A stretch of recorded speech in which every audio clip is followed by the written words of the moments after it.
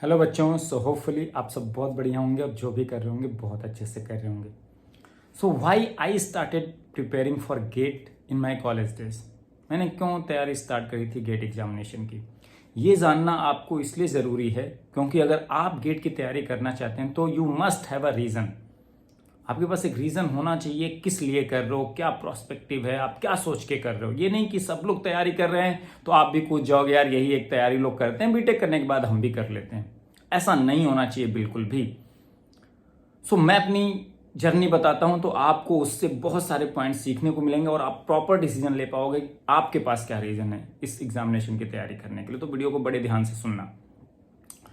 मैं जब कॉलेज में था तो मैं अपने कॉलेज क्लास के टॉपर्स में से था, टॉप 10 स्टूडेंट में से था। ठीक है, मेरा सीजीपीए बहुत अच्छा था, मैं टेक्निकल को बड़े महत्व देता था और बहुत ध्यान से पढ़ाई करता था, अच्छे से पढ़ाई करता था, मुझे टेक्निकल सब्जेक्ट आती थी ठीक ठाक।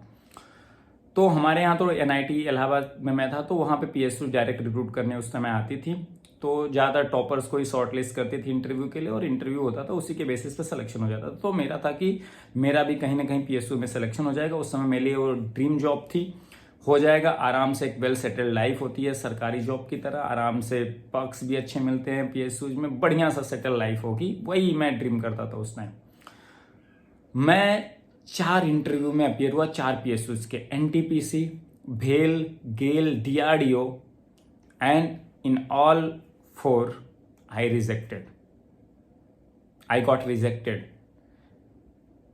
मुझे नहीं मिली placement and it was a setback for me. मतलब बहुत दुख होता है जब आप किसी चीज़ को जानते हैं कि मैं उसके लिए मेहनत कर रहा हूँ, मुझे वो मिल सकती है, मैं उसको क्रैक कर सकता हूँ, लेकिन नहीं होता है तो बहुत दुख होता है। जब कोई फेल्योर आती है ना, जैसे आप भी गेट एग्जामिनेशन की प्रिपरेशन कर रहे हैं और नहीं हुआ जितना आप एक्सपेक्ट कर रहे थे, आपने हार्डवर्क बहुत सारा किया था, आपको बहुत बिलीव था, तो बहुत सेटबैक लगता है।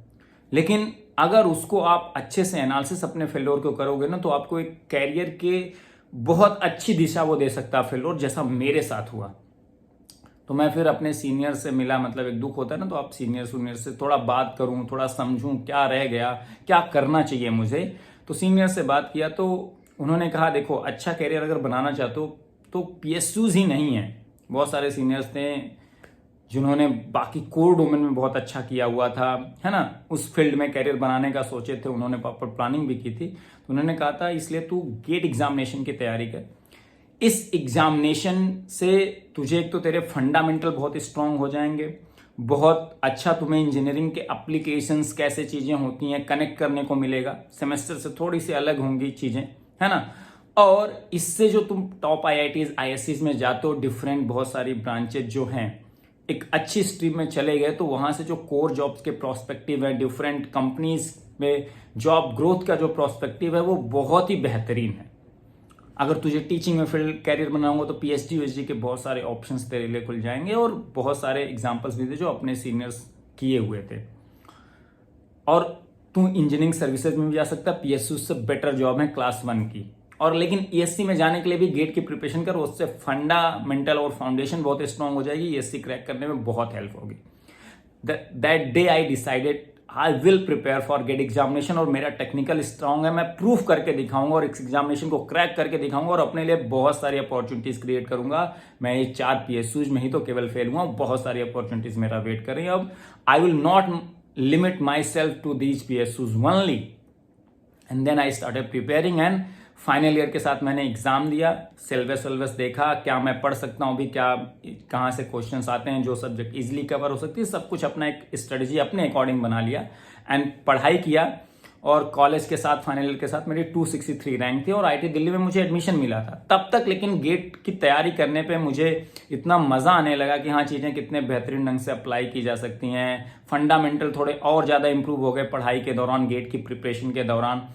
तो अब कॉन्फिडेंस बहुत बढ़ गया था, और कॉन्फिडेंस बढ़ने की वजह से मैंने कहा कि now I will prepare for engineering services. मैंने एक साल ड्रॉप लिया 2011 में, और लेकिन गेट एग्जाम से तो प्यार हो ही गया था, क्योंकि वो प्रूफ करने के लिए एक बेहतरीन एग्जाम था उससे अपॉर्चुनिटीज तो खुल ही रही थी, तो था कि एससी एग्जामिनेशन से तो क्लास 1 जॉब लेनी है, लेकिन अपनी जो इससे अपॉर्चुनिटीज होती हैं उसको भी जाने नहीं देना है, वो भी ऑप्शन क्रिएट करके रखना है। 2011 में भी गेट दिया और AIR4 लाया था, और साथ में इंजीनियरिंग सर्विसेज दिया। वो फंडामेंटल जो स्ट्रांग होते हैं गेट एग्जाम की प्रिपरेशन में, उसी को एक्सटेंड किया और एससी में भी 4 दिया, और एससी में भी फिर रैंक मारी थी। तो मेरे पास एक प्रॉपर रीजनिंग आ गई थी मेरे सेटबैक के बाद, मुझे गेट क्यों करना है, इससे मुझे क्या क्या मिलेगा। वो मेरे लिए बहुत ड्राइविंग फोर्स होता था मेरी प्रिपरेशन के दौरान, कि मुझे ये अपॉर्चुनिटीज अब एनी हाउ मुझे क्रैक करना और प्रूफ करना है मेरे को।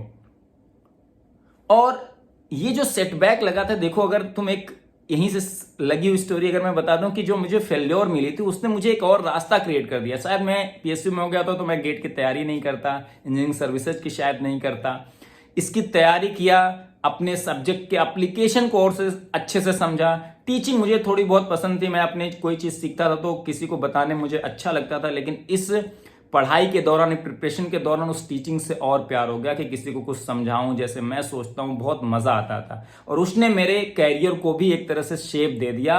आज मैं एक टीचर हूं और मुझे ये काम करना बहुत पसंद है। ये इसी वजह से हो पाया था क्योंकि उस सेटबैक को लेके मैंने अपने कैरियर को शेप किया, एक रीजन ढूंढा कि क्यों गेट करना है, और फिर उसके लिए लग गया प्रॉपर प्लानिंग के साथ और फिर फोड़ दिया। तो आपके पास भी एक रीजन होना चाहिए why you are starting preparing for GATE examination. वो रीजन मिल जाएगा और प्रॉपर रीजनिंग होनी चाहिए, वो आपके लिए हमेशा लिखा होना चाहिए कि वो आपके लिए ड्राइविंग फोर्स बनेगा। जब भी आप डिमोटिवेट होगे, इसलिए मैं करना चाहता हूं, ये मेरा ड्रीम है, इसके थ्रू मैं ये इंटेल में जाना चाहता हूं, क्वालकॉम जैसी जॉब को क्रैक करना चाहता हूं, ये आपका होना चाहिए रीजन।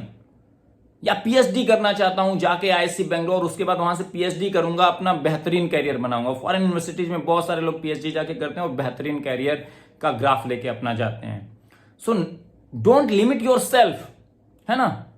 तो आपके पास भी प्रॉपर रीजनिंग होनी चाहिए। मैं PSUs के लिए जाना चाहता हूं, इसके लिए जाना चाहता हूं, इसके लिए क्या करूंगा मैं, क्या मेरा एम है, और फिर तैयारी करना स्टार्ट करूंगा तो एकदम प्रॉपर प्लानिंग और प्रॉपर एग्जीक्यूशन के साथ फोड़ दूंगा।